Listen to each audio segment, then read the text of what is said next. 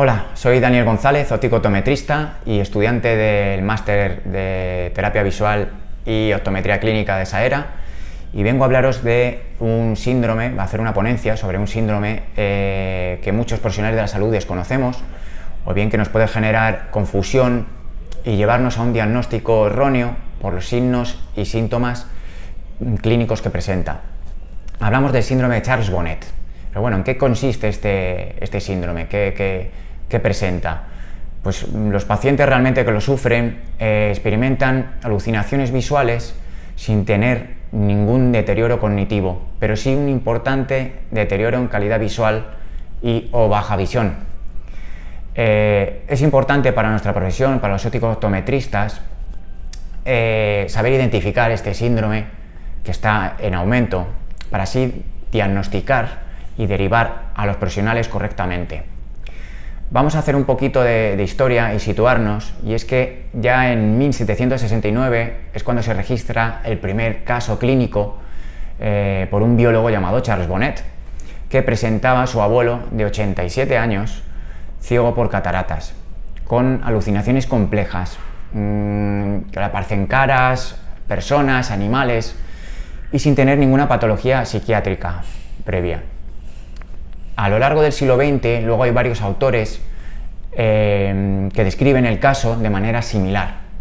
Y a destacar la del psiquiatra de Morsen, que en 1936 define y da nombre a este cuadro con el síndrome de Charles-Bonnet, describiendo un cuadro de alucinaciones visuales en personas de edad avanzada que conservan sus facultades. En 1956, Heckain y Badaracco plantean interesantemente un vínculo entre el déficit visual y las alteraciones sensoperceptivas. Ya en 1982, Berrio y Bruck concluyen que el síndrome de Charles-Bonnet consiste en un proceso de alucinaciones visuales en ancianos sin ninguna otra patología. Este trabajo que presentamos es una actualización bibliográfica de estudios publicados, casos clínicos y trabajos de investigación. Así pues, en el síndrome de Charles-Bonnet describe al paciente presentando unas alucinaciones visuales repetitivas, persistentes, de aparición súbita, que siempre interpreta como no reales. El paciente, como hemos dicho antes, no presenta ningún deterioro cognitivo previo y suele ocultar, que esto es lo más complicado, suele ocultar los síntomas por miedo a ser diagnosticado con una enfermedad psiquiátrica. Las alucinaciones que tiene pueden ser de dos tipos, están categorizadas de dos tipos: simples, que son líneas, figuras; teicopsias, que son los espectros de fortificación, en presencia o no de fotopsias o miodesopsias; y también pueden ser complejas, que pueden ser estereotipadas y estructuradas, como caras, personas, que normalmente se repiten en color y movimiento y no suelen durar más de 10 minutos. Existe una variante del síndrome de Charles-Bonnet denominada síndrome de Charles-Bonnet Plus en pacientes con déficit de visión e hipoacusias, que aparte de alucinaciones visuales tienen también alucinaciones auditivas en forma de notas de sonidos musicales. No son voces ni ruidos extraños, sino sonidos musicales, que también reconocen como irreales. En cuanto a la frecuencia, se puede presentar puntualmente, de forma cíclica o crónica, siendo raro que se prolongue más de año y medio. El doctor Enrique Santos Bueso, en 45 casos estudiados, refiere que el 80% de alucinaciones se perciben en movimiento. Es la particularidad que tienen: 80% en movimiento, el 66% eran de color y el 35% eran complejas, con caras, animales, edificios y demás. Aunque el síndrome de Charles-Bonnet no se ha relacionado con ninguna anomalía psiquiátrica, algunos estudios sugieren que los pacientes presentan un riesgo de evolución hacia la demencia de 25 veces superior a la población sana a la misma edad, ya que aparecen alteraciones del sueño, del ciclo del sueño, alteraciones, depresión, tras estas exposiciones, tras visualizar estas alucinaciones. Es por lo que es de suma importancia que hagamos un diagnóstico precoz para tratarlo cuanto antes. En cuanto a la incidencia y prevalencia de este síndrome, que está en aumento, afecta al 0,1% de la población general y entre un 10 y un 15% de pacientes de baja visión. Afecta mayormente a mujeres de entre 75 y 84 años, siendo casi el 70% mayores de 80 años y el 66% de sexo femenino.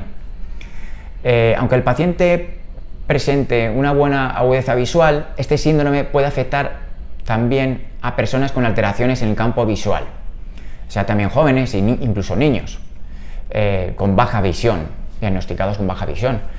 Pero realmente son muy pocos los casos que se han registrado hasta el momento en edades más tempranas. Para explicar el porqué de estas alucinaciones, la teoría que más se acepta hoy en día es la teoría de la desaferenciación neuronal, que se basa en que al perder células sensoriales retinianas existe una disminución de la estimulación de la corteza occipital, pero que no desaparece totalmente como ocurre con la ceguera. En la ceguera se producen pues unos cambios a nivel histológico, bioquímico y anatómico, produciendo una serie de efectos, como podemos ver en el cuadro, para poder compensar esta escasa estimulación, pero que conduce a crear sinapsis muy excitables en estas neuronas de la corteza occipital. Los principales factores desencadenantes del síndrome de Charcot son la edad avanzada y el déficit visual causado por determinadas patologías como degeneración macular asociada a la edad, retinopatía diabética, oclusión de la arteria central de la retina, atrofia óptica, neuritis, glaucoma, cataratas, iridotomía y posoperatorio a una enucleación. También existe una incidencia tras tratamientos y cirugías, terapia fotodinámica ocular, fotocoagulación macular, panfotocoagulación retiniana, fármacos intravítreos, como podéis ver en el cuadro que adjunto en la pantalla. También se ha asociado a patologías sistémicas como anemia grave, infartos occipitales, esclerosis múltiple, artritis celulares gigantes, etc. Otros factores desencadenantes son la fatiga, el estrés, baja iluminación, deslumbramiento y aislamiento social, también anomalías cognitivas. Las alucinaciones visuales pueden desaparecer cuando el deterioro visual evoluciona a una amaurosis bilateral por ausencia de estímulos, que junto con la desaferenciación dejan de estimular la corteza occipital, concluyendo el cese de alucinaciones.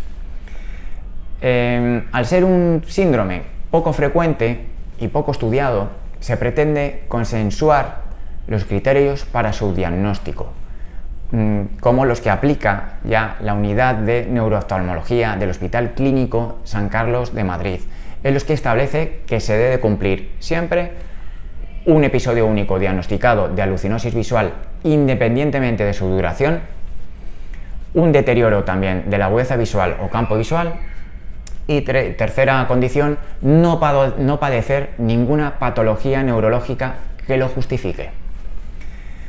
El síndrome de Charcot se diagnostica entonces por un oftalmólogo y se revisa por neurólogos y psiquiatras para descartar otras alteraciones. Así pues, el diagnóstico diferencial ha de hacerse por alucinaciones fisiológicas asociadas al sueño o enfermedades neurodegenerativas como Alzheimer, Parkinson, demencia por cuerpos de Lewy, etc.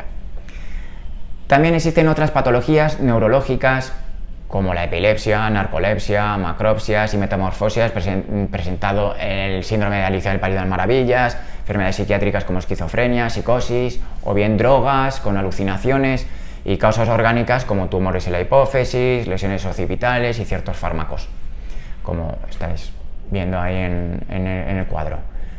El tratamiento del síndrome de Charcot exige una actuación personalizada, dependiendo de las características, patologías asociadas y factores psicosociales. No existe, pues, un tratamiento estandarizado. Llevaremos desde una observación y seguimiento en los casos más leves hasta un tratamiento médico para los casos más graves. El tratamiento médico consiste en explicar el origen de los síntomas y aclarar la ausencia de patología psiquiátrica para preservar la salud mental del paciente e incentivar los factores sociales. Tratar la patología visual causante favorecerá el cese de las solucionaciones.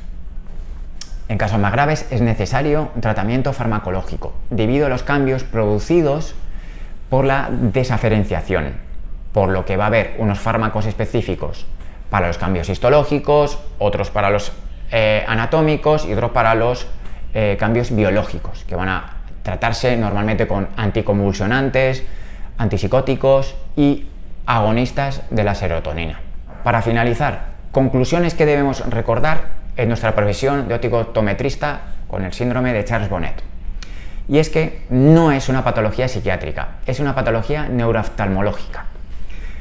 Afecta a más del 15% de pacientes de baja visión y se asocia con patologías oculares del envejecimiento, como degeneración macular asociada a la edad, retinopatía diabética. Otra, que es que el riesgo de demencia es bastante superior en estos pacientes, por lo que hay que hacer un diagnóstico precoz y seguimiento.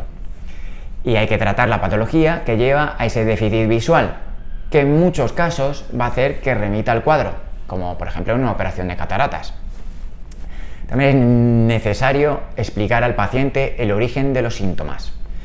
Puede ser también necesario un tratamiento farmacológico y es necesario el conocimiento de este síndrome para poder derivar y poderse diagnosticar y tratar adecuadamente por las unidades de oftalmología, junto con otras especialidades sanitarias como la neurología, psiquiatría, psicología y, bueno, y nosotros los ópticos optometristas también. Bueno, así que nada, esta ha sido la ponencia del síndrome de Charles Bonnet. Espero que os haya gustado, os haya parecido interesante y nos vemos en la próxima. Gracias.